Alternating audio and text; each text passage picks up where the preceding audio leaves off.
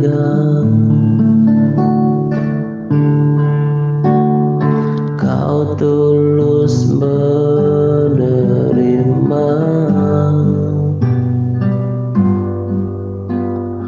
aku apa adanya.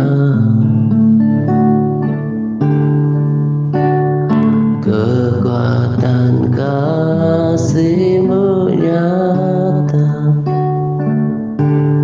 memulihkan hidupku. Kau bukan Tuhan yang melihat rupa, Kau bukan Tuhan yang memandang harta. Hati hamba yang selalu Kau cari, biar Kau temukan di dalamku. Selama ku hidup, ku mau menyembah-Mu, sebab Engkau sangat berarti bagiku. Yang terbaik yang ada padaku, ku persembahkan kepadamu, Yesusku.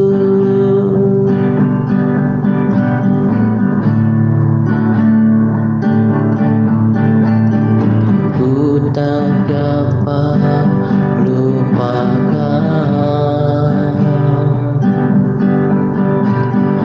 kebaikan yang ku terima, pengorbanan-Mu yang mulia, jadikan ku berharga. Kau tulus menerima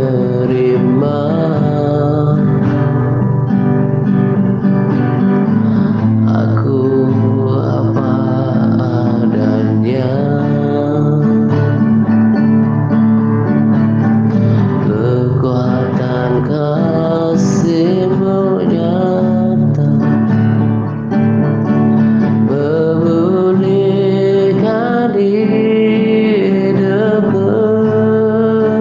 Kau bukan Tuhan yang melihat rupa, Kau bukan Tuhan yang memandang harta. Hati hamba yang selalu Kau cari, biar Kau temukan di dalamku. Selama ku hidup, ku mau menyembah-Mu, sebab Engkau sangat berarti bagiku.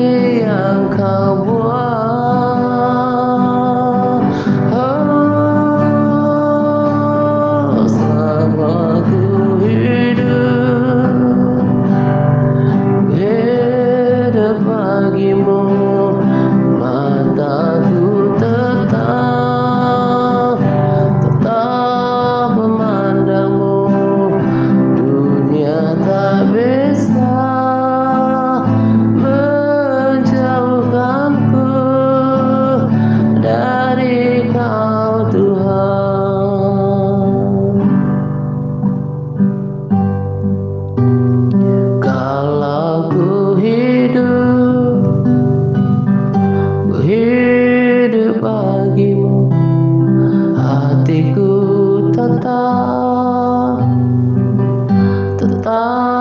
menyembahmu. Dunia tak bisa menjauhkanku dari kasih-Mu. Oh, selama ku hidup bagimu, mataku tetap memandangmu. Dunia tak bisa menjauhkanku dari kasih-Mu.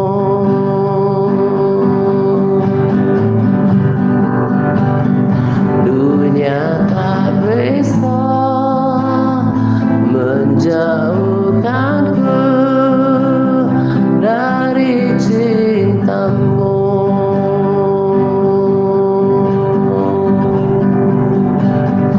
Dunia tak bisa menjauhkanku dari Kau, Tuhan.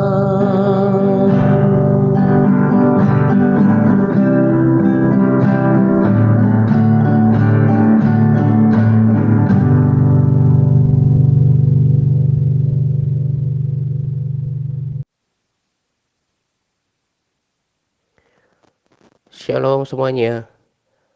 Salam damai sejahtera untuk kita sekalian. Pada kesempatan ini saya akan berbagi sharing motivasi lagi. Karena saya paham bahwa yang perlu diperhatikan oleh setiap kita untuk tetap kuat di dalam Tuhan, untuk bertumbuh dalam kerohanian itu adalah sebatas melakukan. Makanya saya juga tekankan pesan sharing ini dalam judul gitu ya, mungkin rada tidak biasa gitu ya. Tapi memang pesan sharing ini yang saya pengen pertajam dari judul gitu ya. Hanya sebatas mau and do. Kita mau lakukan gak dengan, kita mau dan terima gak dengan segenap kerendahan hati dan dieksekusi gak. Sebatas itu untuk membuat kita tetap stabil dalam kerohanian, bertumbuh dalam kerohanian, berubah. Kalau kita memiliki komitmen untuk saya nggak mau cuma dengar, tapi saya mau mengakhirinya dengan mengambil bagian atau melakukan, sebatas itu. Sebab ketika saya berdoa dalam bahasa roh gitu ya, sebelum saya mulai rekaman ini, pemahaman sederhana ini yang saya dapatkan gitu. Saya selalu minta tuntunan Tuhan untuk setiap sharing yang saya bagikan, sesederhana apapun itu, bahkan sekalipun itu pengulangan, kalau itu yang Tuhan taruh di dalam hati saya, maka itu yang saya sampaikan gitu. Nah, jadi saya mengerti bahwa kita nggak bisa berjalan dalam mengerjakan kerohanian kita, keselamatan kita, hanya sekedar ketaatan. Jadi ketaatan itu harus berjalan bersamaan dengan aktivitas rohani. Gak boleh berpikir bahwa yang penting saya sudah lakukan ketaatan ini dan itu, ketaatan keuangan, ketaatan pergi ke gereja setiap minggu gitu ya, ketaatan menjaga perkataan, tok gitu ya, nggak bisa. Ini harus berjalan bersamaan dengan aktivitas rohani kita. Justru supaya ketaatan kita stabil, kemudian ritme daripada kerohanian kita bukan cuma stabil tapi menaik gitu ya. Itu harus berjalan bersama ya, harus paralel dengan aktivitas rohani kita gitu. Itu yang saya rasakan, itu yang saya jalani saat ini, dan sesederhana itu ternyata. Sudah terlalu banyak kita dengarkan khotbah di waktu yang lalu kan. Banyak khotbah yang jauh lebih berkualitas daripada sharing TRC.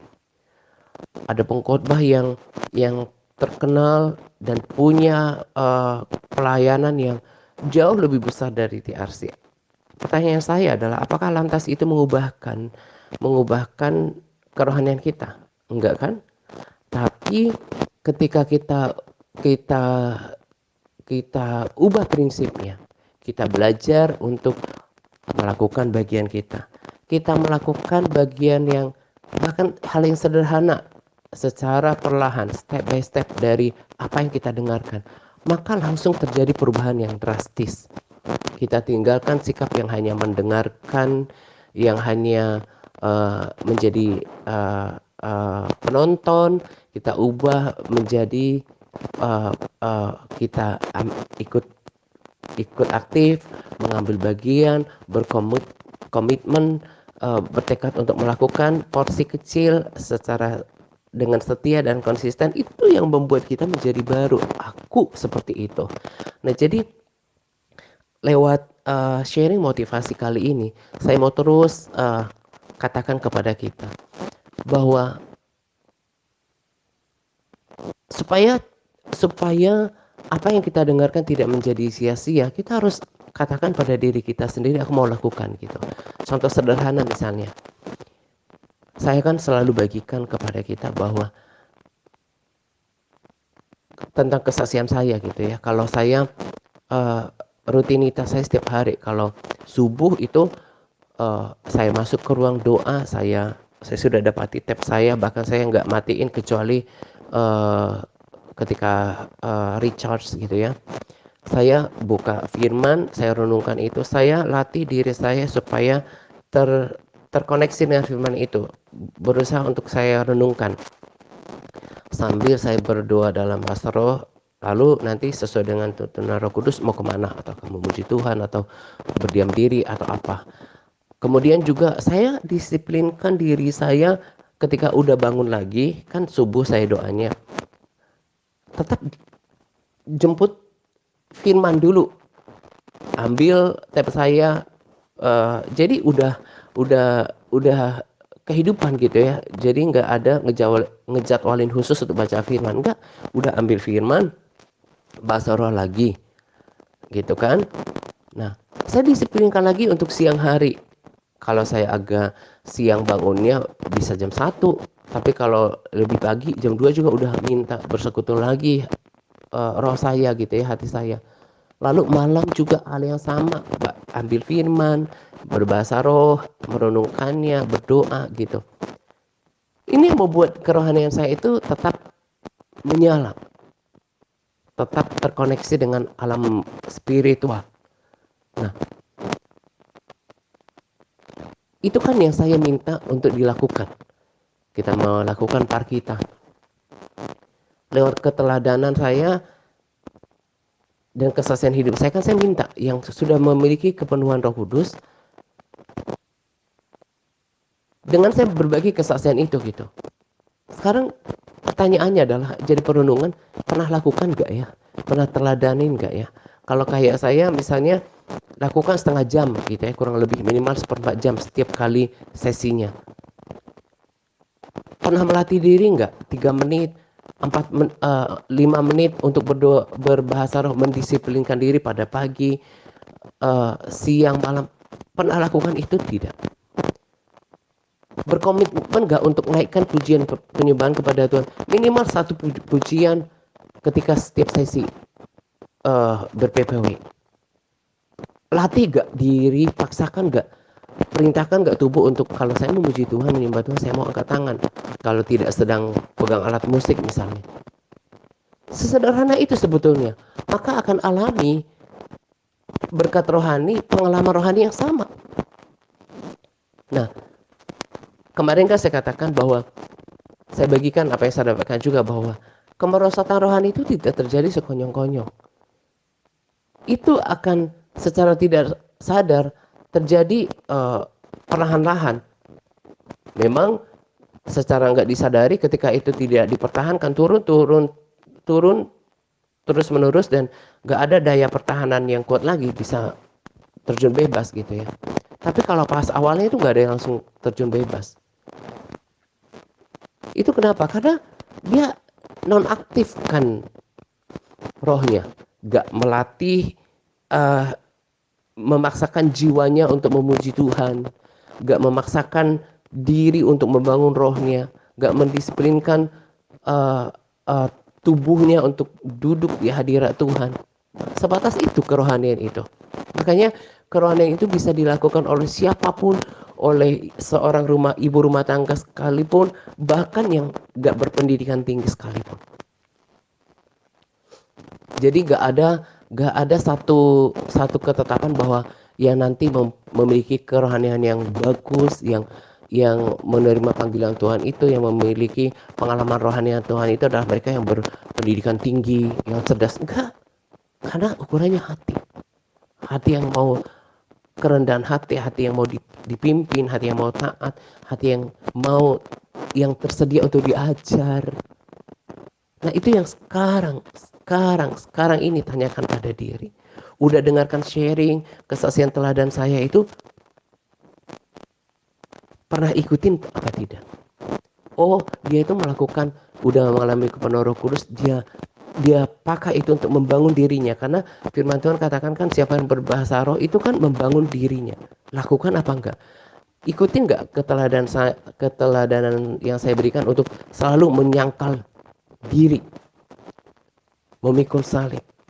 Bahkan ada kalanya Tuhan seolah tidak menunjukkan dirinya. Tapi itu adalah latihan yang baik untuk kita selalu percaya Tuhan di dalam segala situasi, enggak dipengaruhi oleh perasaan kita. Bahkan pagi ini ketika saya uh, uh, uh, minum kopi gitu ya, saya kemudian di hati itu bicara lagi bahwa benar-benar Tuhan mau kita seperti anak kecil dalam beriman. Anak kecil yang dijanjikan oleh papa mamanya gitu ya, mau jalan-jalan keluar kota, nanti kita mau nginap ke sini, mau makan ini dan itu. Dia nggak pernah pikirkan bagaimana caranya, nggak pernah pikirkan tentang uangnya. Pokoknya percaya aja kata bapaknya. Jangan kecerdasan berpikir kita kalau kita udah dewasa kemudian membunuh iman kita. Itu yang saya dapatkan, bahwa percaya aja seperti anak kecil, karena hal yang kita belajar dari anak kecil itu adalah percaya sepenuhnya kepada orang tuanya, kepada bapaknya. Kita percaya aja. Percaya apa yang kita doakan dijawab oleh Tuhan. Tuhan memberikan yang terbaik buat kita, dia mengasihi kita, dia peduli kita. Saya renungkan lagi yang di sampai di Mazmur 91 gitu ya. Saya renungkan di ayat 11-nya. Sebab malaikat Tuhan akan malaikat-malaikatnya akan diperintahkan untuk menjaga aku di segala jalanku. Percaya itu. Gak tahu bagaimana itu terjadi, gak melihat malaikat juga. Percaya aja kata Bapa di surga. Orang yang percaya kepada Tuhan itu di hatinya dijaga dengan damai sejahtera. Saya juga bertekad nggak mau khawatir, nggak mau memberikan tempat kepada kekhawatiran, ketakutan. Saya mau percaya hidup saya dalam perlindungan Tuhan. Percaya penuh kepada Tuhan. Nah, itu yang saya mau sampaikan pada kesempatan ini. Jangan memiliki sikap hidup yang rendah dan sia-sia. Cuma bisa dengar, padahal saya udah katakan tadi, sesederhana itu. Nggak perlu orang harus sekolah tinggi dulu, harus punya IQ yang di atas rata-rata.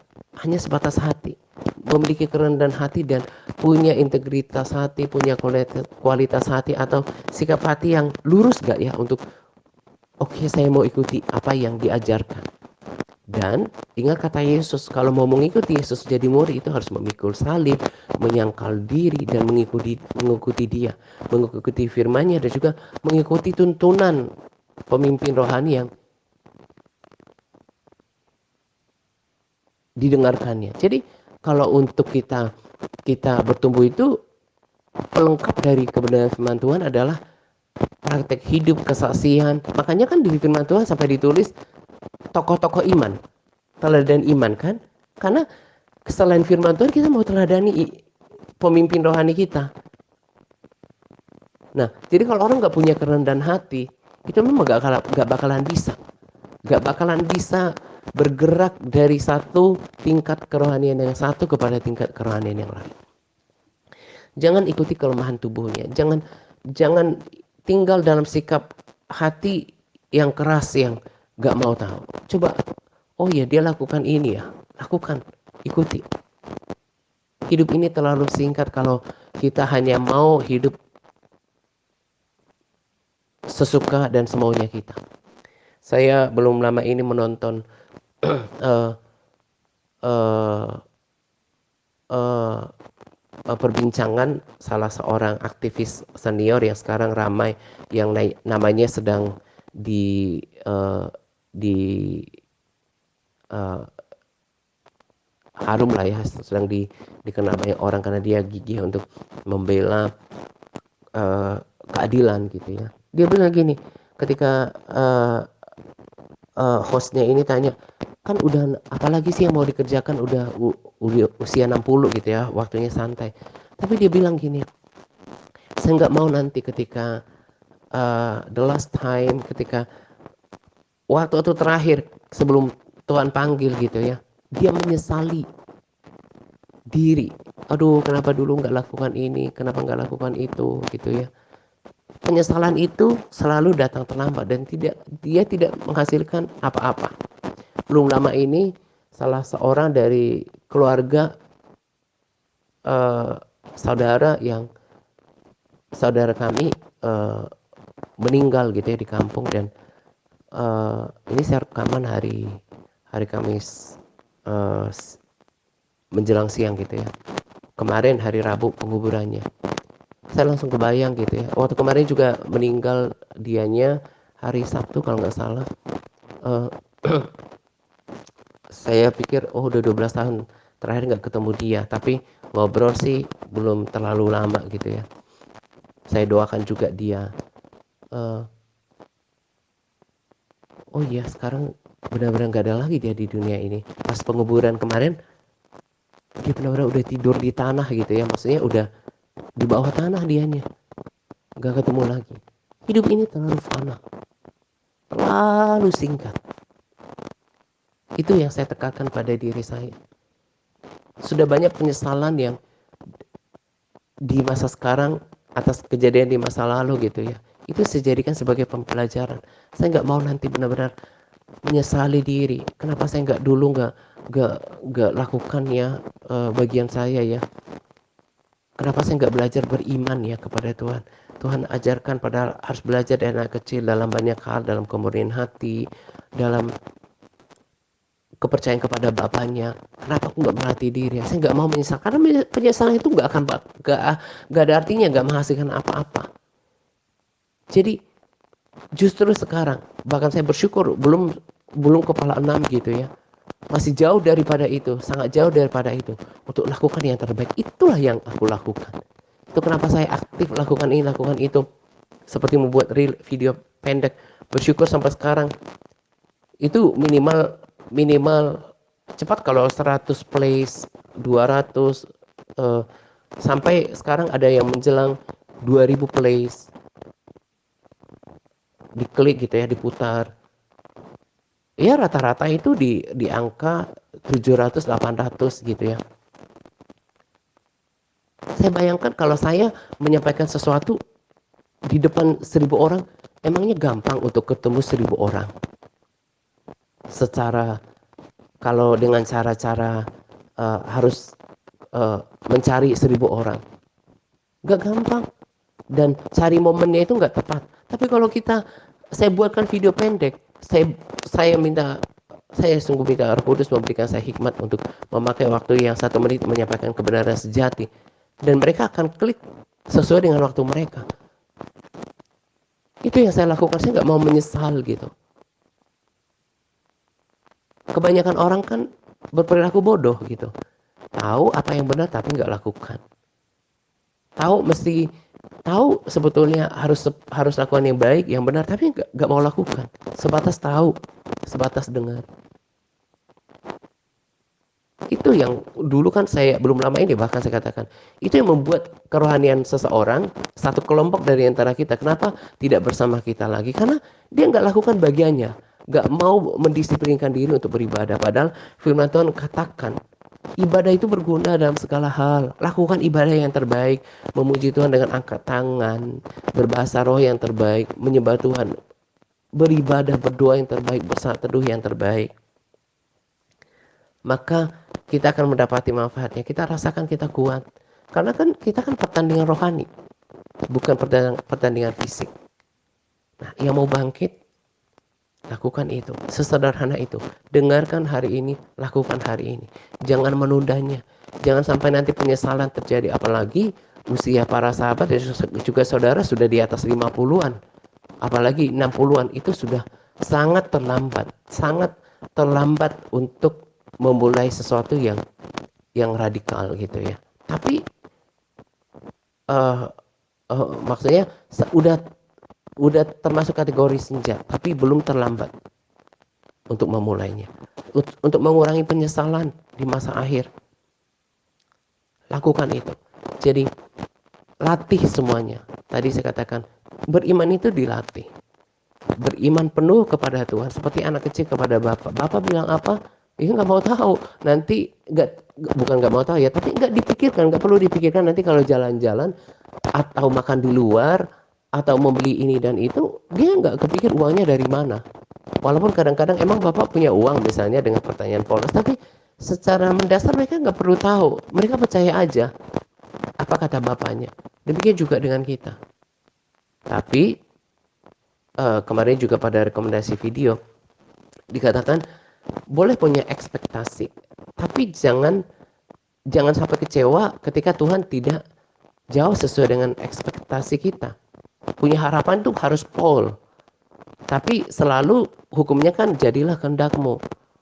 Tuhan bisa dia punya otoritas, dan otoritas itu tidak akan pernah disalahgunakan. Hanya justru kalau tidak, itu berarti Tuhan memberikan yang terbaik. Jadi nggak akan pernah kecewa, nggak menjadi lemah dalam berdoa.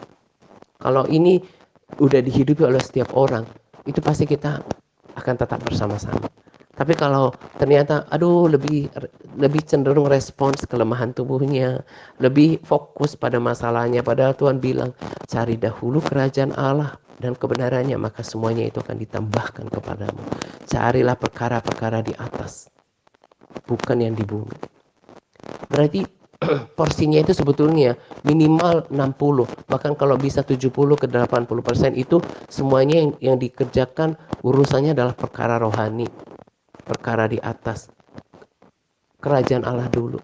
Jadi yang dikerjakan dahulu itu bukan urusin pekerjaan kita. Memang kata dunia itu kok kayak gak benar gitu ya. Tapi kita kan yang dicari dahulu doa, persekutuan dengan Tuhan, minta hikmah Roh Kudus, minta kuasa Tuhan bekerja. Maka kita lakukan bagian kita. Jangan kebalik, pekerjaan dulu. Kalau yang saya lakukan adalah penyerahan dulu kepada Tuhan, minta penyertaan Tuhan dulu. Baru semuanya akan berjalan lancar. Semuanya kayak memberikan sharing. Saya bilang, Tuhan taruh di dalam hatiku berulang-ulang dari pagi, dari malam. Kalau udah sampaikan sharing, misalnya kayak hari ini mulai malam lagi, Tuhan taruh di dalam hatiku apa yang harus kubagikan for the next sharing. Saya hanya mau daripada Tuhan, entah apapun itu, entah itu pengulangan, entah sesederhana apapun, saya mau yang dari Tuhan. Karena yang dari Tuhan itu yang membuat kita hidup gitu. Saya tekankan lagi, saya suka kalau hamba Tuhan tuh berbicara perkenan hal yang sederhana. Kayak kemarin kan berdoa tentang saat teduhnya orang, diingatkan tentang saat teduhnya, tentang pembacaan Alkitabnya, tentang hidup sehat. Kemarin kan rekomendasi video terakhir kan bicara tentang hidup sehat. Dalam tubuh yang sehat terdapat jiwa yang sehat. Makanya kan berbeda. Kalau orang berolahraga, punya pola hidup sehat, berkeringat gitu ya, aktif, itu jiwanya itu kan lebih segar. lebih lebih kuat, lebih segar gitu. Makanan jiwa itu salah satunya selain hiburan adalah menurut saya olahraga.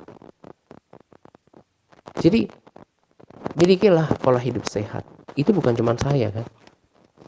Kalau lihat hamba Tuhan yang bukan cuma satu dua orang, walaupun tidak lebih banyak ya, mereka akan berbicara tentang pola hidup sehat, olahraga, kemudian uh, iya berolahraga, karena itu bagian daripada dari dulu kan saya katakan bahwa bagaimana untuk melakukan par kalau bawaannya sakit-sakitan. Otot kita ini harus dilatih. Otot yang kuat dilatih, nanti tulangnya kuat. Nah, kalau kuat tulangnya, pergerakannya, mobilitasnya lebih lebih baik, lebih fleksibel, lebih tangguh gitu kan. Jangan kebanyakan duduk, jangan kebanyakan uh, tidur-tiduran, malas-malasan gitu ya.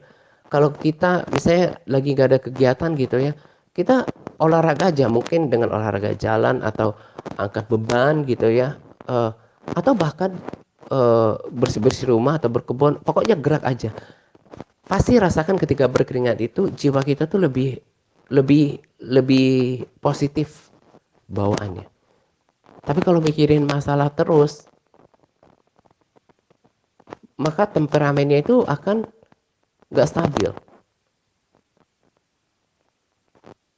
Maka cenderung bawaannya apa? Makan. Akhirnya tubuhnya semakin digemukkan. Nonton sana sini, habis waktu nggak kerasa berjam-jam. Padahal kita ini kan punya panggilan sebetulnya dalam diri kita. Kita punya panggilan kok dalam diri kita. Saya sangat tertarik apa yang dikatakan oleh salah seorang uh, uh, pastor yang saya juga bagikan rekomendasi videonya. Dikatakan bahwa ada hal di mana hanya kita yang benar-benar bisa persis melakukannya. Sadu juga bilang, kita ada bagian hati Tuhan yang hanya dipuaskan dengan pujian penyembahan dari kita. Entah suaranya fals gitu ya, entah mungkin liriknya nggak pas gitu. Tapi ada bagian hati Tuhan yang hanya dipuaskan oleh kita dengan pujian penyembahan kita. Dengan Allah bermasmurnya kita. Haleluya, oh engkau hebat dan luar biasa. Ada bagian hati Tuhan yang besar itu yang hanya dipuaskan oleh mazmur dari seseorang dari kita. Dan juga ada tugas daripada Tuhan yang memang hanya bisa persis hanya bisa persis dilakukan oleh kita, walaupun ada orang lain yang melakukan hal yang sama. Jadi kalau orang tidak menemukan panggilannya dalam hidupnya, maka selama hidup dia nanti mati dan dia didapati seorang yang tidak pernah menggenapi panggilan Tuhan dalam kehidupannya. Gak bisa diulangi lagi. Masa hidup kan cuma sekali. Nah, hal sederhana ini yang perlu diperhatikan. Ambil komitmen. Saya mau lakukan. Saya mau melatih diri untuk beriman. Saya mau melatih diri saya itu untuk yang dicari firman dulu. Yang lain itu boleh ditonton tapi jangan jadi patokan. Saya kalau ngisi waktu ya, jadi selain firman Tuhan baru rekomendasi video kayak pujian penyembahan, pengajaran yang kayak gitu tuh yang sehat gitu. Ya kalau kayak nubuatan penglihatan itu benar-benar buat saya itu mungkin hanya 1-2%. Saya lebih cenderung lihat kesaksian sorga dan neraka yang bangkitkan iman dan peringatan. Nah kalau seturut firman Tuhan, oh ini ada ayatnya nih, itu saya ikutin terus.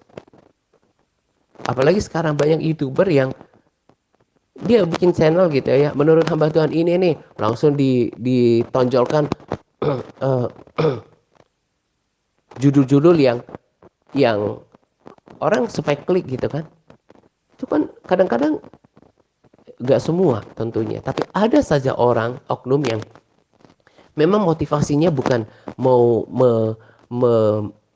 memberikan kebenaran, bukan mau melayani dengan channelnya. Buat dia video yang dia upload diklik banyak, itu udah tujuannya itu. Bukan itu tujuannya sebetulnya. Jadi kalau kemudian ada orang yang tertarik dengan video-video yang diupload oleh YouTuber yang memang udah punya niat yang gak murni, lalu kita menjadi penontonnya, ya kita menjadi orang yang dibodohin menurut saya ya, itu prinsip saya. Hanya dicaplok dari sini, menurut hamba Tuhan ini begini, tahun depan begini begitu. Saya mah pegangnya firman Tuhan. Apapun yang terjadi, orang yang percaya Tuhan, orang benar, orang yang berkaul karib dengan Tuhan, yang hidupnya tidak bercela, yang memiliki sikap hati yang murni, yang suci, itu berbeda. Ya memang mungkin semuanya akan terjadi karena kita hidup di planet yang sama. Tapi kan tidak mungkin dong, sangat nggak mungkin. Beda perlakuannya. Kan tadi saya katakan bahwa orang benar itu akan, sebab Tuhan mengirimkan malaikat-malaikat untuk menjaga di setiap langkahnya. Itu kan orang benar. Terus kenapa mesti takut? Berarti nggak sempurna dalam kasihnya kepada Tuhan. Nggak mengenal Tuhannya. Nggak percaya sebetulnya sama firman. Percaya itu sama yang nubuatan, penglihatan. Yang bisa ditakut-takuti. Saya bersyukur untuk firman Tuhan yang mengubahkan hidup saya. Saya bahkan menganggap konten-konten yang kayak gitu itu sampah. Saya nggak mau dipengaruhi oleh firman Tuhan. Saya pegang janji firman Tuhan.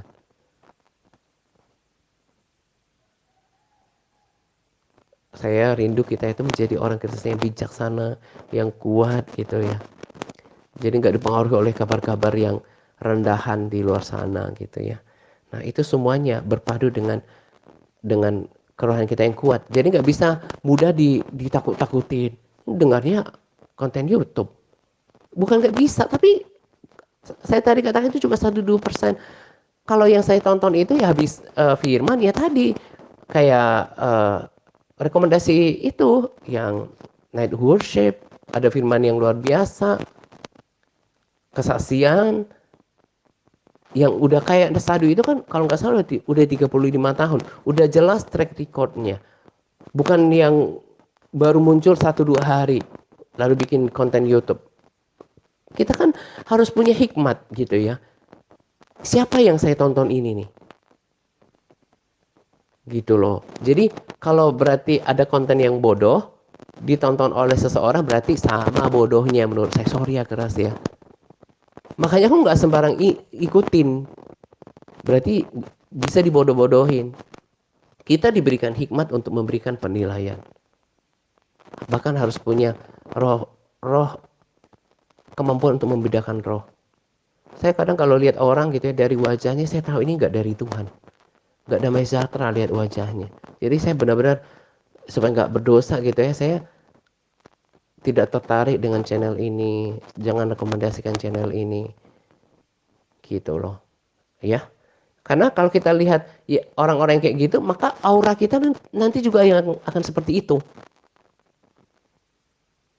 Jadi sangat berdampak, apa yang kita tonton itu sangat berdampak bagi kehidupan kita, gitu ya. Ini saja yang saya mau bagikan pada sharing motivasi kali ini. Dilakukan, dilakukan, dan dilakukan. Diikuti, dan diikuti. Supaya nggak berperilaku bodoh dan nggak merugi. Malah dapatkan manfaatnya gitu ya. Selamat menjelang 2 pagi untuk kita sekalian. Semangat berpuasa kepada all MTRC yang terus bersemangat dalam berpuasa. Semangat par Tuhan Yesus memberkati kita senantiasa. Amin.